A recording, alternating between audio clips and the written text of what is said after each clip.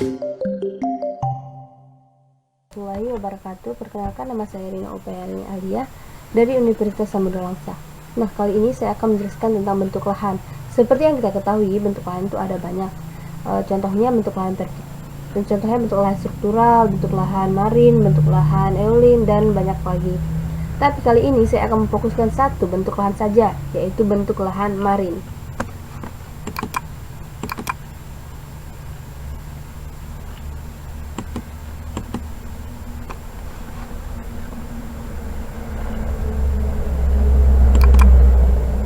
Nah, pada kesempatan kali ini saya akan menjelaskan kelima materi yang sudah saya rancang, yaitu yang pertama pengertian marin, yang kedua proses erosi marin, yang ketiga penghanyutan erosi marin, yang keempat tenaga dan proses marin, yang kelima bentuk lahan asal proses marin.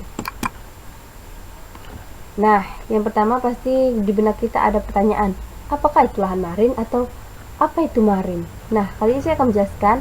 Lahan marin atau bentuk lahan asal marin adalah suatu bentuk lahan yang terjadi akibat pengerjaan gelombang dan arus laut, baik bersifat konstruktif atau pengendapan maupun yang bersifat destruktif atau abrasi, dan terdapat pada wilayah pesisir. Jadi, bentuk lahan marin diakibatkan oleh pengerjaan gelombang dan arus laut, baik itu bersifat konstruktif ataupun destruktif. Itu dia penjelasan dari pengertian lahan marin. Kemudian proses erosi marin. Nah, di sini kita harus mengerti dulu tuh apa itu erosi. Nah, erosi adalah peristiwa pengikisan padatan atau sedimen, tanah, batuan, dan partikel lainnya akibat transportasi angin, air, atau es, karakteristik hujan, krip pada tanah, dan material lain di bawah pengaruh gravitasi, atau oleh makhluk hidup, semisal hewan yang membuat liang. Dalam hal ini disebut dengan bioerosi. Jadi kita jangan salah pengertian bahwa hewan yang membuat liang itu disebut dengan bioerosi, bukan erosi. Bioerosi. Pengertian bioerosi sama erosi itu berbeda ya. Kemudian jenis-jenis erosi. Nah, di sini jenis erosi terbagi menjadi 6. Tapi ke-6 ini juga terbagi menjadi beberapa bagian lagi. Saya akan menjelaskan satu persatu, yaitu jenis erosi oleh air. Nah, apa itu jenis erosi oleh air? Jenis erosi oleh air adalah erosi yang diakibatkan oleh air. Nah, erosi ini terbagi menjadi beberapa bagian lagi. Yang pertama sparse erosion, yang kedua seed erosion, yang ketiga rill erosion, yang keempat gully erosion, yang kelima valley erosion, yang keenam stream erosion, yang ketujuh tingkat curah hujan yang berlebihan, dan yang kedelapan aliran sungai yang deras. Itu dia pembagian dari erosi oleh air. Kemudian erosi oleh gelombang. Apa itu erosi oleh gelombang? Erosi oleh gelombang adalah erosi yang terjadi akibat gelombang laut yang memukul pantai, dan erosi ini juga dibagi menjadi dua bagian. Ya, yang pertama erosi oleh gelombang yang memukul ke tebing pantai. Yang kedua erosi oleh material yang diangkat gelombang ketika gelombang memukul ke tebing pantai. Itu dia pembagian dari erosi gelombang. Kemudian erosi oleh angin. Nah, apa itu erosi oleh angin? Erosi oleh angin adalah erosi yang terjadi oleh angin yang bertiup. Jadi erosi ini terjadi akibat angin yang bertiup.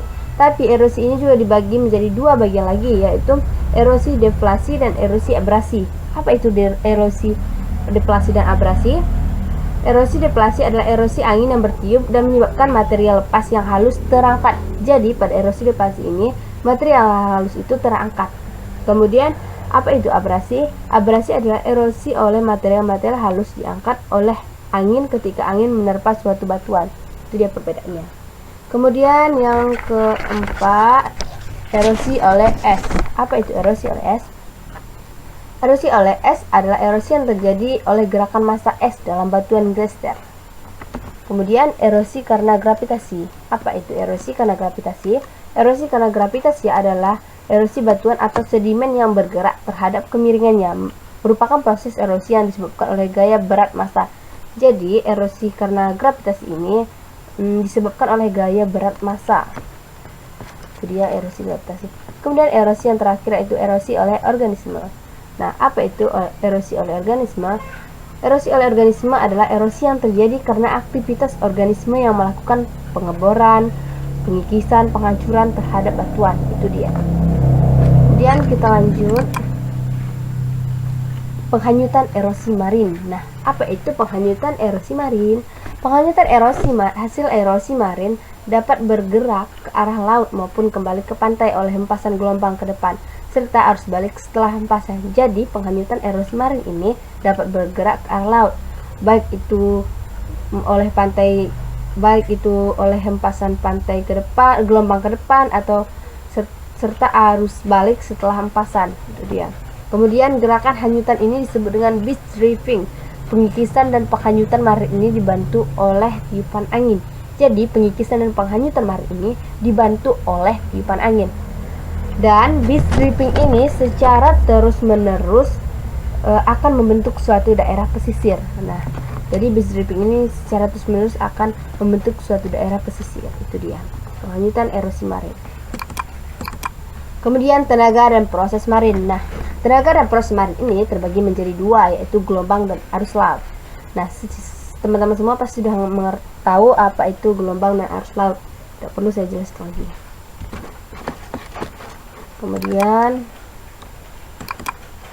bentuk lahan asal marin. Nah, bentuk lahan asal marin adalah proses marin dihasilkan oleh aktivitas gerak air laut, baik pada tebing curam pantai berpasir, pantai berkarang, maupun pantai berlumpur.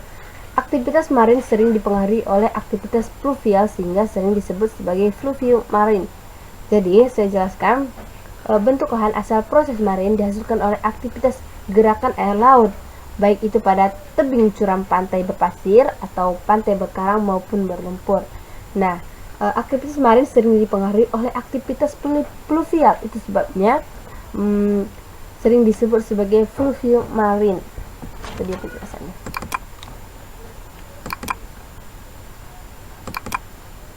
Mungkin sampai sini saja penjelasan saya tentang bentuk lahan marin. Jika ada kesalahan atau kekurangan, saya mohon maaf karena kita di sini masih sama-sama belajar. Nah, saya akhiri. Wassalamualaikum warahmatullahi wabarakatuh.